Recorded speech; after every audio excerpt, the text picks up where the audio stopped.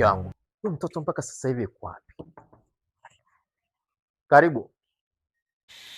Salamu alaykum. Wa alaykum salam. Salamu alaykum. Wa alaykum salam. Karibuni. Wa alaykum salam wa rahmatullah. Karibuni. Karibu Sheikh mkae. Naona tumetembelewa na ugeni. Maana wewe ndio umekuja nao. Akina nani hao? Kwa mimi nimekuletea hapa wageni.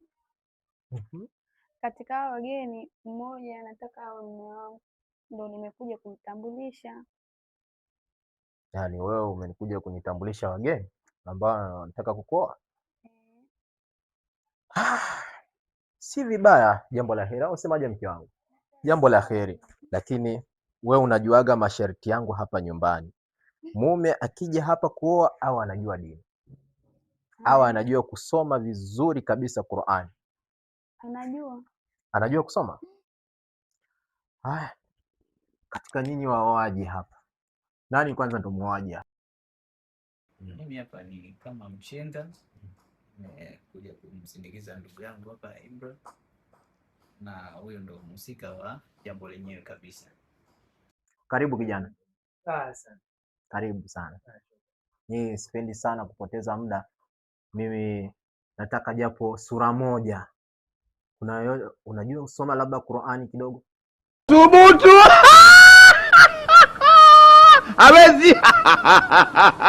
Wewe huwezi bwana. Ndio. Samahani kidogo. Nitamani niongee na ndugu yangu kidogo chipa kidogo kisha turudi. Sawa. Ifanyeni.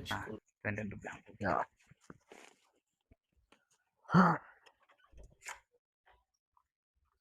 Hai, wewe hapa umewapotea wapi? Na unaonekana umevaa kama maustadhi lakini hamna lolote. Sasa Ibra, wewe unaweza kusoma sura gani haraka haraka ulohifadhi? Mimi sijui, nifundishe. Sijasoma kidogo, hata kidogo mimi sijasoma kabisa.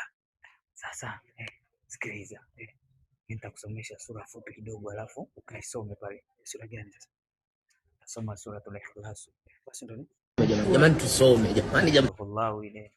Umeisomaje sana kesi? Bismillahir Rahmanir Rahim. Bismillahir Rahmanir Rahim. Qul huwallahu ahad. Qul huwallahu ahad. Allahu samad. Allahu samad.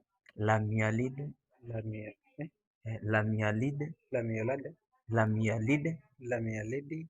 Wa lam yalid. Lam yalid. Wa lam yulad.